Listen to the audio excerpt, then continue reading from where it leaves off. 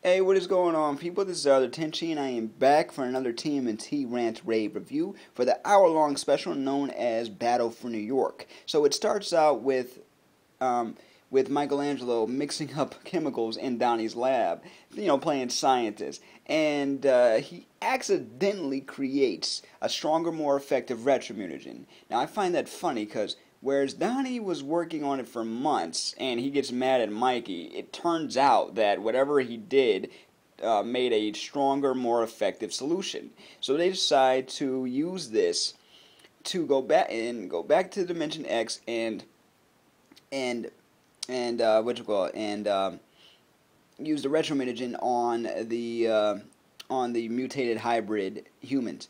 And it's crazy when you think about it, but at the same time, it's cartoon science. That's what happens.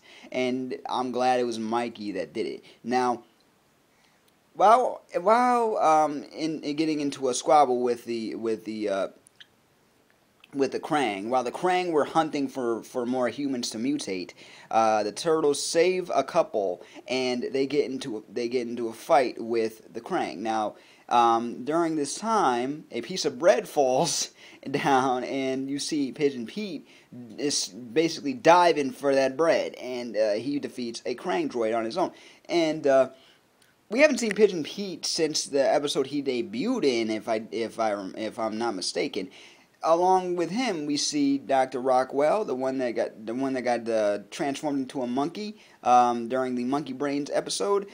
We get to see Leatherhead and Slash. Together, they are the Mighty Mutanimals. Now, the Mighty Mutanimals, for those who don't know, that includes myself, really, I had to do some research on this. They were a spin-off group of the Archie comic Ninja Turtles. And they were comprised of different mutants like Mondo Gecko and Slash and a few other members of the team.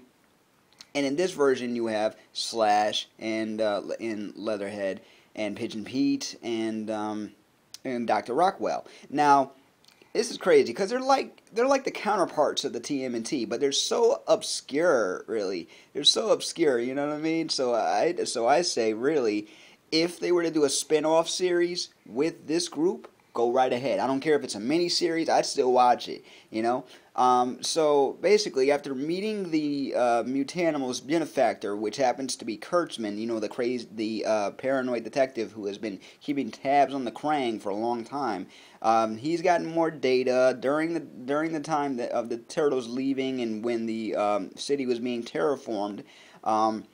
He met up with the group of mutants, and they decided to form the Mighty Mutanimals with him as their main benefactor. Basically, he's like their Nick Fury. You know what I'm saying? He's like their leader. Now, Slash is the one leading the team, but the one giving them all the missions and stuff like that. That's Kurtzman. So that's how I figure it. Now, everyone on the TMNT. And the Mighty Mutanimals has their own counterpart now. Since Slash is leader and Leo and him have different styles, you know what I'm saying? He's not exactly too keen about working alongside him. I mean, after what he's been through with Slash in the past, I don't blame him. But they have to work together to defeat the Krangg. Now, on the flip side, Krang Subprime returns, and he's not exactly pleased about how long it's been taking the Krang to build this giant rocket full of mutagen that they were going to launch into space and terraform the entire Earth all at once. He's like, "What's going on? It's been 3 months." And they're like, "We've been running into problems." I'm paraphrasing because I'm not talking like a Krang right now. But it's funny how Gilbert Gottfried has taken the character of Krang Prime, and Krang Subprime, and I'm wondering to myself, how much stuff here is actually improv? You know what I'm saying? He's too perfect for this character. Okay, he even mentions that the Krang have been around for thousands of years on Earth. Why can't you speak English? I thought that was pretty. I thought that was pretty funny. I thought that was pretty cool.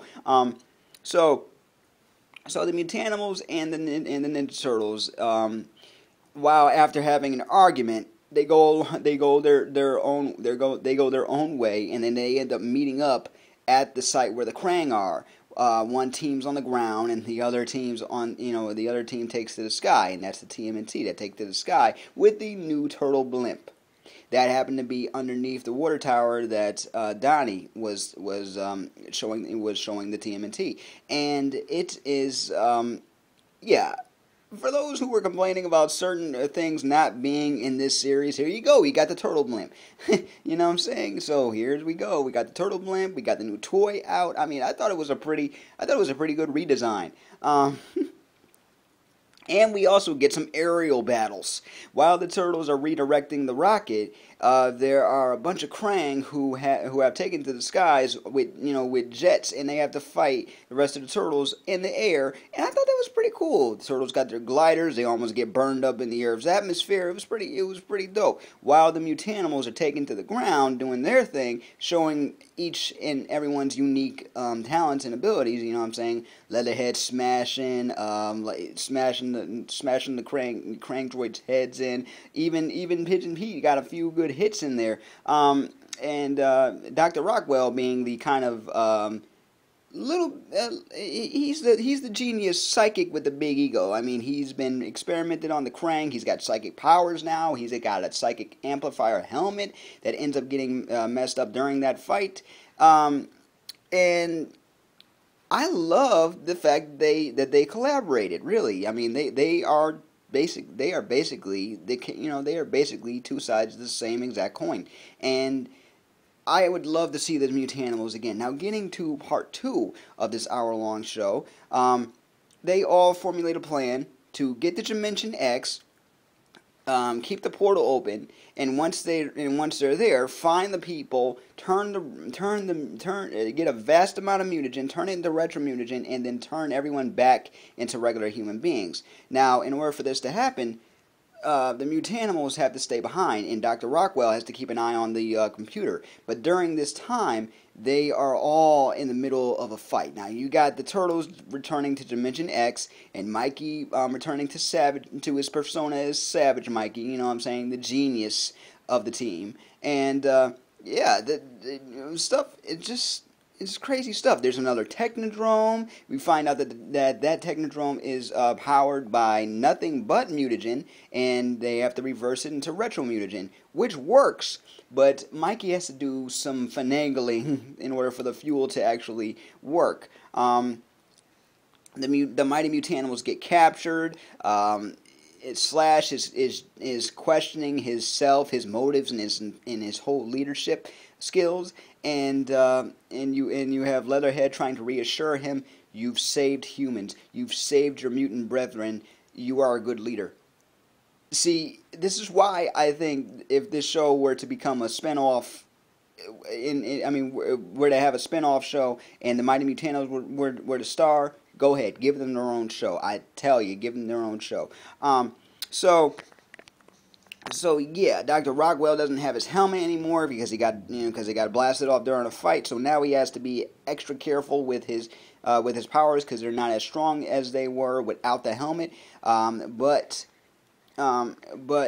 everything goes well after a few other fights. The friggin' Krangg Subprime and his Gilbert Godfrey crazy Iago self has sort of a conniption at the end, and it was a beautiful ending. And they do teleport all the residents of New York back, Star Trek style or Space Hero style, and really it was a great altogether episode. It was action packed. It was well written. It had everything that you would want in a TMNT team up, because this was like the first official team up. You know what I mean? This was just altogether awesome episode. Let me know what you guys think in the comments below. And want to know more about the Mighty Mutanimals? I will give you a link in the description of the podcast that I heard about them from the Nerdy Show podcast. So the link will be in the description there. You want to catch up on any TMNT news or reviews? Please check out my TMNT playlist. Thank you for subscribing. And with that, I leave you with peace. love, and never be normal.